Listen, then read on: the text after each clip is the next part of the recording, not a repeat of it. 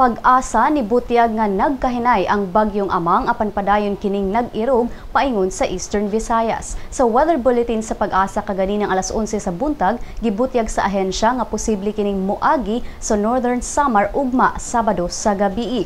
Ang bagyo adunay hangin gikusgon nga 78 kilometers per hour ug ang paghuros niini anaa sa 90 kilometers per hour. Ubos sa Public Storm Warning Signal number 1 ang Camarines Sur, Catanduanes, Albay, Burias Island, Sorsogon ug Masbate, lakip ang Ticao Island, puros mga lugar sa Luzon. Samtang Signal number 1 usab ang mga lugar sa Visayas, kini ang Northern Samar, Eastern Samar, Biliran ug Leyte. Ang mga lugar nga ubos sa Storm Warning Signal number 1 makasinati og hangin nga may gikusgon gikan 30 hangtod 60 kilometers per hour ug molanat kini sud sa 36 hours. Sigon sa Pag-asa nga ang bagyo gikatakdang anaa sa east of Borongan City, Eastern Samar ugma sa buntag. Anaa kini sa northeast sa Legazpi City inig Domingo sa buntag ug inig Lunes sa buntag anaa na kini sa Baler, Aurora.